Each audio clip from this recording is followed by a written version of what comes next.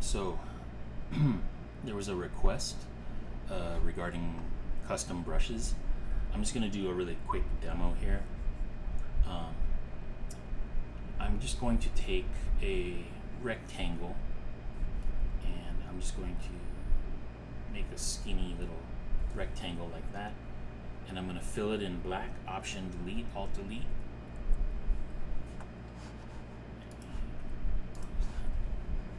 And then I'm going to go to, can't really quite see it. Let me see here.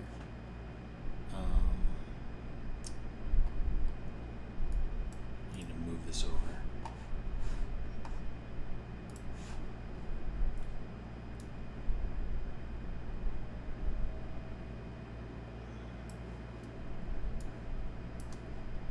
Go to edit, define brush preset is what this says. And I'm just going to call this pine, like pine needle, P-I-N-E. Whenever I make a brush, I'll just make it, brush number 1, brush number 2, brush number 3, whatever, every time I make a change. So now I can deselect this area, turn off touch, and right now if I drag, I just made a brush with this tool. Now I should bring this whole thing over. Over here is brush settings, or sorry, here it is down here, brush settings, or the last brush that I made, it's called Pine, and above it is brush settings. Now if you want to create a greater space between this mark, you click here on brush tip shape and drag it out so that there's some space between, so that when you drag, there you go. If it's too much, bring it back and drag again. See how you create that? The other thing that I like to use that not everybody has is shape dynamics here. It's the one right below tip shape, and the one that I really like is called angle jitter, and my pen will rotate. So if I turn the pen like this, the brush will spin however which way I want it. So I can draw this way, I can draw that way, I can draw at an angle, and I got a lot of different options here because I can rotate it. Most people don't have this pen, but there's a way you can do the same thing. Can you see my fingers up here? You can use the arrow keys to rotate it. So if you look at the screen where the cursor is, if I hold down the arrow key, it'll spin, and then I can, let me use a different pen that will not, is this it? Yeah. Alright. This other pen does not do the rotation, whereas this one with the orange tape does. So if I'm painting, see how this cursor is always vertical? If I want to turn it, I just hit the arrow key or the other arrow key. You can get a dial. If you have a volume knob on your keyboard, you can program it to be left and right, and then that'll work. This one's not working because the battery's dead. But when it does work, I can turn it, just dial it. And you could also do it with the wheel on your the dial on your tablet if you have one, or you can just program 2 buttons to do it. You could even program these 2 buttons on your pen to be left and right arrow keys. Or usually what I do is I set one to eyedropper and one to something else. Like sometimes eraser is a good one to do, but eyedropper, Alt-I, or the Alt key is a good one so that you can just pick up color and just keep going. Alright, so anyway, I've got this. I'm going to delete everything here for now. Background color, okay. So I now have this single brush here, right? I can click, click, click, and I'm also gonna turn on something called transfer. And what that does is it can determine, it'll measure pen pressure here. So you can set the pen pressure to be hard or light. So as I'm pressing hard, it's dark, but if I just barely touch it, you can see the very tiny grays. So if I am pressing here and making different marks, and I can make a shape like this, right? Now, what I'm going to do is I'm going to make another brush, and I'll call this one Pine 2.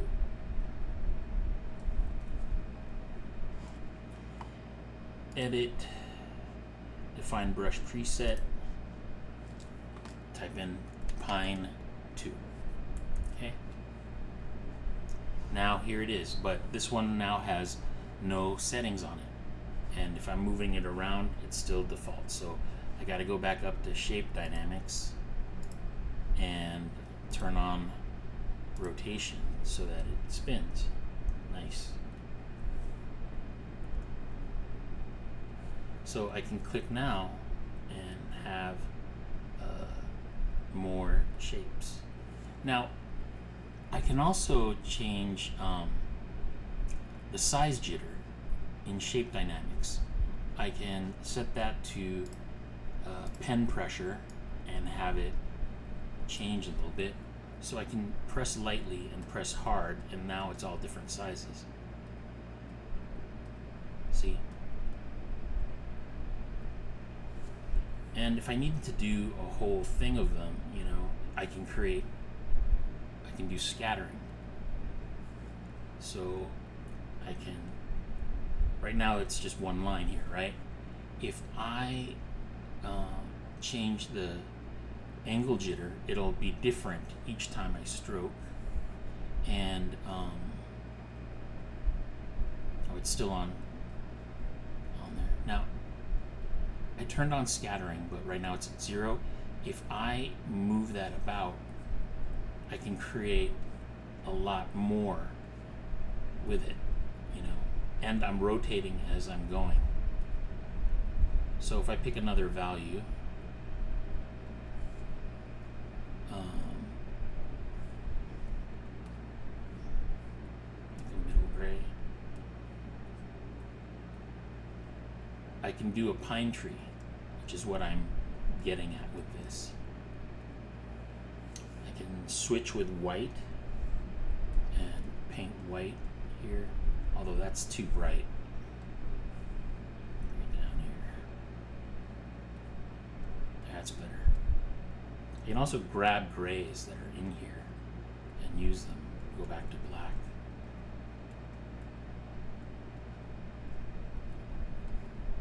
But it didn't take that long to create this. I'm just saying, be aware that as you paint, you can spin your brush, the direction of the brush tip, using the tip shape, using the arrow keys, or by grabbing this thing right here. And you can change the size and thickness of it, of that tip shape. And notice that it's affecting each little bit of that thing as opposed to the whole thing itself. So that's Shape Dynamics. And the angle, again, arrow keys. It's pretty slow, but it does work. Let's see what else. Scattering. Transfer is the other one that I use. So if I set opacity, again, if I mentioned this before, if I press lightly and swap with the darker value,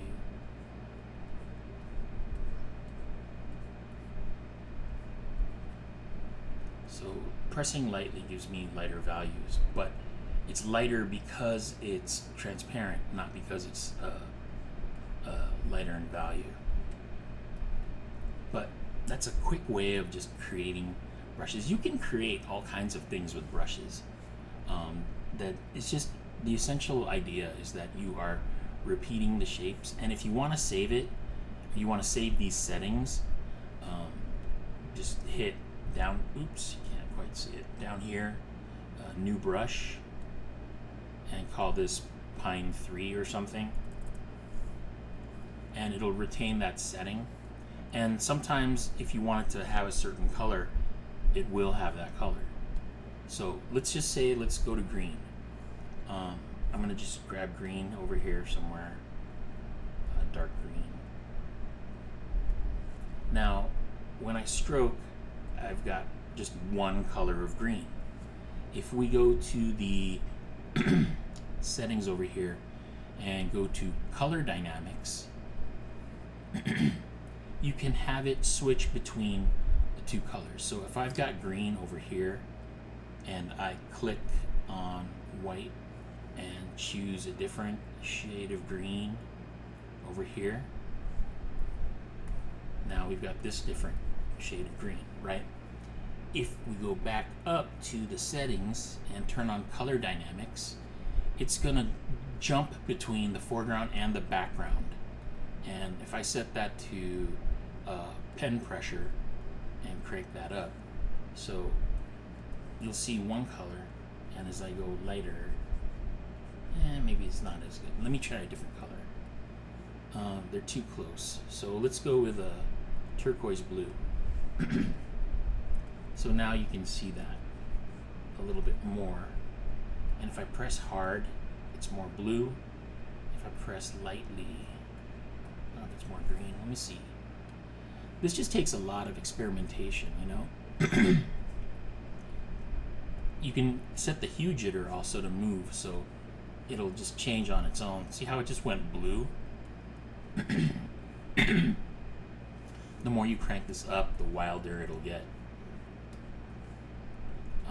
Saturation jitter, you know, you can set that and play brightness, purity, etc., etc. I don't use so much of the other tools. Like, I don't really use wet edges, but let's see what it'll do.